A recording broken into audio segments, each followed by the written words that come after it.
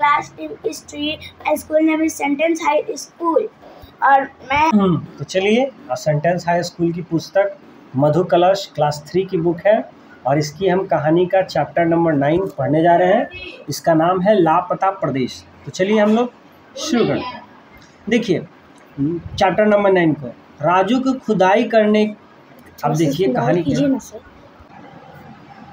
देखिए राजू को खुदाई करना बहुत भाता है।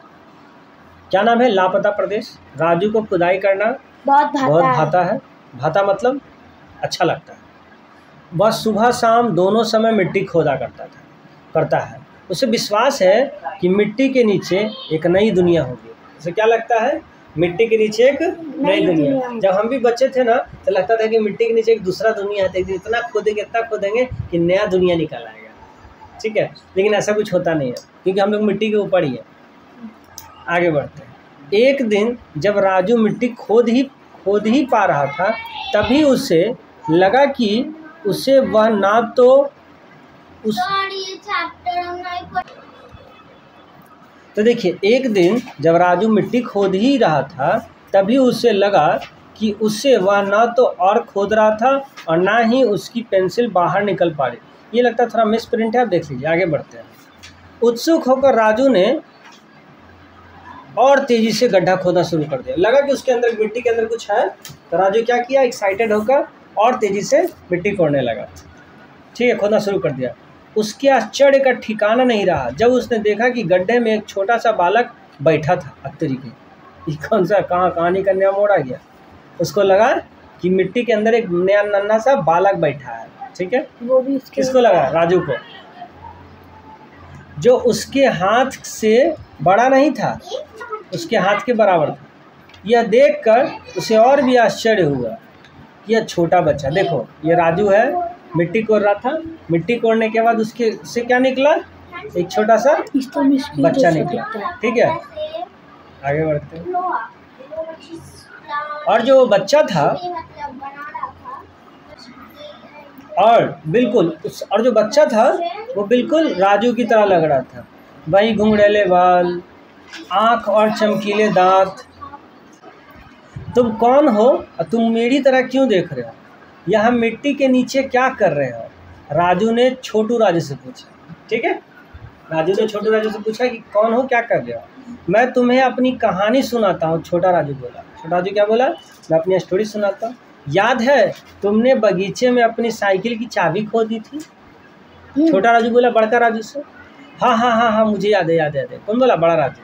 मैंने बहुत ढूंढा पर वह नहीं मिली। बताओ क्या तुम्हारे पास मेरी चाबी है? नहीं। कौन बोला? छोटा राजू बोला नहीं। छोटा राजू क्या बोला? नहीं, मेरे पास तुम्हारी चाबी नहीं है, मैं ही तुम्हारी चाबी हूँ। अच्छा, छोटा राजू क्या बोलता है? मैं ही तुम्हारी चाबी। तुम मेरी चाबी हो? मुझे बुद्धू बना रहे हो? तुम एक लड़की हो, बाल आँख कान बाले, मेरी चाबी तो ऐसी न थी। ठीक है, ओ मैं भूल गया, तुम्हें लापता प्रदेश के बारे में कुछ पता ही नहीं। छोटे राजू ने जवाब दिया। छोटा राजू क्या बोला? तुम्हें लापता प्रदेश के बारे में आपको कुछ नहीं पता है। ठीक है, तो लापता प्रदेश, आगे बढ़ता। लापता प्रदेश, तुम क्या बात कर रहे हो? राजू ने छोटू राजू की कहानी में और क्या ज़्यादा दिलचस्पी लेते हुए पूछा। लापता प्रदेश वह जगह है जहाँ सभी लापता चीज़ें रहती हैं। छोटू राजू क्या बोल रहा है? लापता प्रदेश वैसा जगह है जहाँ जितना भी लापता चीज़ है, लापता मतलब क्या होता है? गुमशुदा, भुलाया हुआ चीज़। ठीक है, वे गुमी हुई चीज़ों के रूप में नहीं बल्कि उन्हें गुमाने वाले व्यक्ति के रूप में रहती है। मतलब वस्तु नहीं रहता, भुला गया, अब वो चीज़ रहता है जो वो व्यक्ति भुलाया था ना, उसी आदमी के रूप में रहता है। जैसे अगर आपका साइकिल भुला गया, साइकिल का चाबी भुला गया, तो चाबी नहीं मिलेगा, आप ही मिलोगे वहीं पे। इसलिए लापता प्रदेश में तुम्हारी चाबी तुम जैसी बनी, जो मैं हूँ। मेरा नाम राजू चाबी है। क्या नाम बताया? राजू चाबी है। तुम्हारी माँ का कान की बाली भी वहाँ है। वह बहुत सुंदर लड़की है। प्रिया बोली, तुम्हारे मित्र बलराम का खिलौना इंजन भी हमारे साथ है, वह बलराम गाड़ी कहलाता है। ठीक है, तब मम्मी का झुमका गिर गया तो वह खूबसूरत लड़की बन गई। ठीक है, क्या आगे बढ़ते हैं। बड़ा गजब है लापता प्रदेश। आगे बढ़ते। इन बातों में उलझे राजू ने ध्यान नहीं दिया। ठीक है, और राजू चाबी गड्ढे से बाहर आ रहा है। हम लोगों ने कुछ नियम बनाए हैं, राजू चाबी ने बताया। हम लोग अगर अपने मालिक को पा लेते हैं तो उसके साथ एक दिन बिताते हैं। ठीक है, वो राजू चाबी क्या बोला कि अगर मेरा मालिक हमको मिल गया तो उसके साथ एक दिन रहेंगे। मुझे सूर्य छिपने पर ही जाना होगा, जब सूरज छिप जाएगा तो हम चल जाएंगे। ठीक है, मतलब शाम हो जाएगी तो हम चल जाएंगे। कौन बोला? छोटा राजू। अगला पढ़ते हैं। एक साथ दोनों को कितना मज़ा आएगा। तुम्हें मालूम है मैं तुम्हें कितना याद करता हूँ। तुम्हारी जेब में रहकर मैं कई जगह जाया करता था। मुझे सबसे अच्छा तब लगता था जब तुम मेरी जंजीर को उंगली में फंसा लेते थे और मैं हवा में घूमता था। देखो तो चाबी को कैसे करते थे, जंजीर घुमा कर कैसे उंगली में घुमाते थे। ठीक है, ऐसे कितना अच्छा लगता था चाबी को। यही बता रहा, ये गुम हो गया तो यही लापता प्रदेश में मिलेगा। तो चाबी की बातें सुनने के लिए राजू झुका हुआ था। चाबी जल्दी से राजू के कपड़ों पर चढ़ गया, उसके कंधे पर बैठ गया। तभी वह बोला, अपनी साइकिल दिखाओ, मैं उस पर सवारी करना चाहता हूँ। ठीक है, छोटा बच्चा। छोटू राजू बोला। छोटू राजू को साइकिल पर बगीचे का चक्कर लगाने ले गया। ठीक है, तभी राजू को एक और विचार सूझा। उसने अपने सभी दोस्तों को अपने घर बुला लिया। उसने कहा कि उसने एक नया जादुई करतब सीखा है।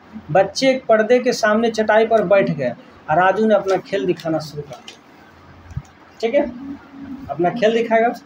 उसने घोषणा किया कि जब वह हानिकारक खाना खाएगा तो छोटा हो जाएगा, और जब पौष्टिक खाना खाएगा तो बड़ा हो जाएगा। ठीक है, फायदा है। बेकार खाना खाइए तो छोटा हो जाइएगा, बढ़िया खाना खाइएगा तो बड़ा हो जाइएगा। पर्दे के पीछे से उसने कहा, अब मैं एक केला खा रहा हूँ, और बच्चों की तरफ छिलका उछाल दिया। तो केला क्या होता है, और वो सामने आ गया, बड़ा हो गया केला। अच्छी बात है ना, देखो जादू दिखा रहा है।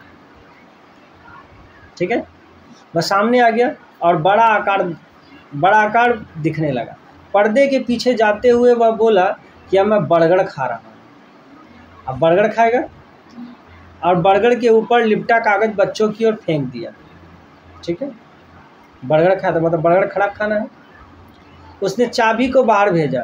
बच्चों को अपनी आंखों पर यकीन नहीं हो रहा था। अंत में जब वे अपने अपने घर जाने लगे तो यही सोच रहे थे कि राजू सचमुच का जादूगर है। उसके जादू का यह असर हुआ कि उन्होंने पौष्टिक खाना खाने का निश्चय कर लिया। जादू का असर सारे बच्चों पे ये हुआ कि सारा बच्चा आज से बर्गर, पिज़्ज़ा, सब चाउमीन फाउमीन, मंचूरियन, बिरयानी सब फेंक दिया, और घर का दाल भात खाना, रोटी सब्जी फल यही खाएगा। ठीक है, कभी तो खाता है। उन्होंने बगीचे में एक और चाबी का गड्ढा ढूंढा।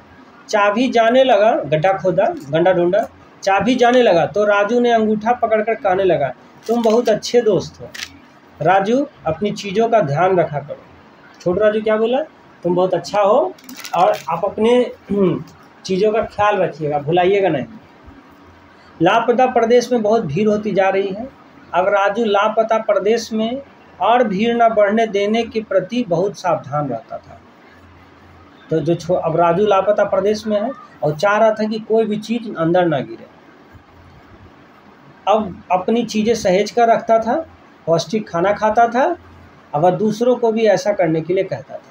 इससे हम लोगों को क्या सीख मिली कि हम लोगों अपनी चीज़ों को अपनी चीज़ों को सहेज कर रखना और पौष्टिक खाना खाना चाहिए। ठीक है, तो हमारी कहानी यहाँ समाप्त होती है।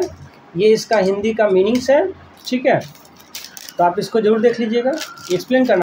तो इसके कुछ सवाल जवाब है, आप जरूर कर लें। अभी पूछिए। ठीक है, और हम अभी पूछिए इसके नेक्स्ट वीडियो में। धन्यवाद।